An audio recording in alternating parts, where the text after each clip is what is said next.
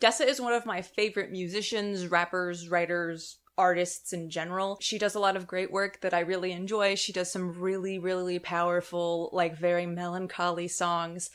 Here are a few of my favorites that I suggest that you listen to. So I was really excited to find out that she came out with a memoir in September, and I promptly read it. I kind of knew two sides of Dessa before going into this book. One was the very, like, intellectual activist philosopher who is just very well-spoken and very thoughtful and very smart. And the other was like this deep emotional person who just like feels things deeply and can articulate them in really moving ways. And I just assumed that for some reason, I assumed that this person who had like been through heartbreak and had just like expressed that and talked about the things that she had been through in such compelling ways. I assumed for some reason that that was the persona and that her real self was like the intellectual person. And she is all of those things, which blew my mind. It is amazing to see someone who has been through all of these things in her life that writes about it with a sort of emotional intelligence and a linguistic intelligence. Her writing is some of the most like beautiful, well done stuff. When you read it, it feels so easy to get into the story and the headspace, but once you're there, you just feel so like involved in the stories and compelled by the feelings and conflicts that she's writing about. It's like witty and smart and thoughtful, but it never calls attention to itself, which is the most difficult kind of writing to master, because you can be very like, oh, look at this clever thing I said, or oh, like, look how like flowery I can describe this. But to do so and to write in a way that is like compelling and honest, but feels like you're just talking, is like so difficult to accomplish and requires so much raw talent and work and thoughtfulness and editing, and she has really achieved it in this collection. It centers around her life as a whole, like her family, where she's lived, people she's interacted with, but the two things that it kind of narrows in on are her life on the road, because she is a rapper and she tours a lot, and her relationship with a person she refers to only as X. And even though like 95% of the time I am just like not into the romance subplot or the romance story or just romance in general, I was very into, and I'm still very into, a lot of her songs that do involve that relationship. And sometimes it's about like the heartbreak and like the complicated feelings that are there and how like it is to have such a strong history with someone, but to have like so much wrapped up in that. My favorite song of hers is actually about this. It's a story of her getting a call from him years later, and he asks if she can forgive him, and she knows that she can't, so she goes back like to her childhood self to switch hearts so that she will be able to forgive him. And it's just beautiful. Like it's not about the relationship, but it's not completely about the relationship. It's about all of those things and like your innocence and growing up and like the things that you've done to hurt people and the things that people have done to hurt you and like how you carry it. And it's like a 3-minute song.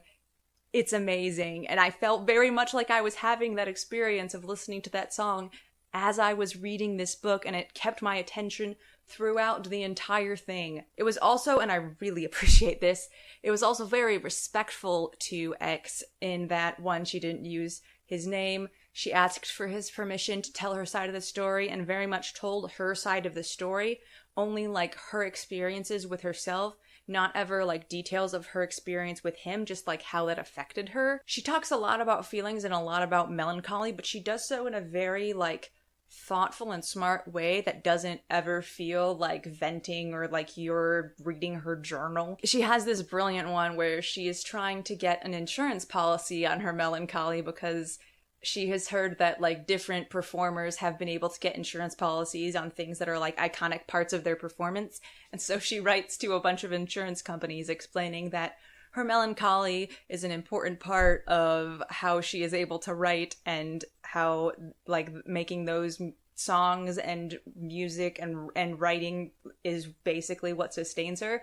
And so if she were to lose that, she would no longer be able to make money. So she tries to take out an insurance policy on her melancholy just because like that's something that she was curious about. She writes about her sudden fascination with like neurotherapy and all these experiments that she went through and met different people and talked to them about literally trying to reprogram her brain to not have feelings for X anymore and what that process was like. Probably my favorite chapter is When Hockey Breaks Your Heart, which talks about her going to Seattle to visit her brother and trying to navigate the transition of their childhood friendship to their adult friendship. It talks about them taking one of those genetic tests and trying to understand how much of your genetics define you and how much, like, you understand someone who shares stuff like that with you. She goes back and forth between her childhood experiences and her adult experiences with her brother and kind of ties it together with that genetic thing.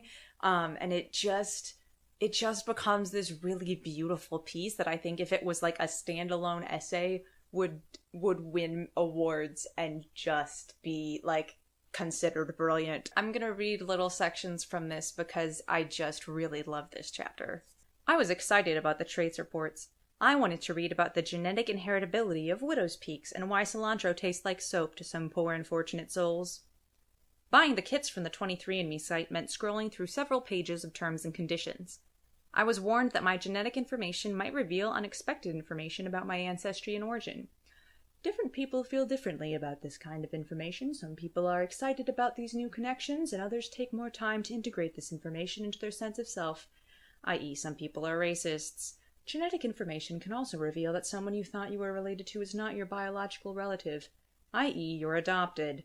My brother and I were impossibly close as kids, but we haven't spent all that much time together as grown-ups. When we are together, it's almost always at my dad's house, when we're inclined to stay faithful to the family scripts we've been reading through for 20 years. He is funny and laid back. I am liberal and high-strung. We love Dad, and Dad loves us. Adult Maxie would have been difficult to forecast as the consequent of Kid Maxie. The small boy had large dark eyes, a bowl cut notched in the front by a cowlick, and a quiet zen unusual in 4-year-olds. He tucked neatly under my arm when we sat side by side.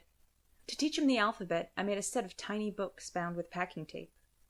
When he couldn't fall asleep, I smoothed his bangs away from his forehead until his face went smooth as he melted out of consciousness. I asked my mother to put plastic on my mattress so that if Maxie wanted to crawl into bed with me in the middle of the night, he wouldn't have to worry about wetting the bed.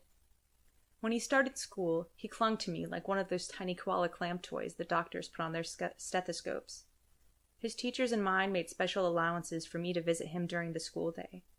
I'm sure other pairs of siblings had a childhood relationship like ours, but I haven't met them yet. I greatly enjoyed it. The time that I was reading went by way too fast, but hopefully in recommending it to other people, I can make it last a little bit longer. Thanks for watching.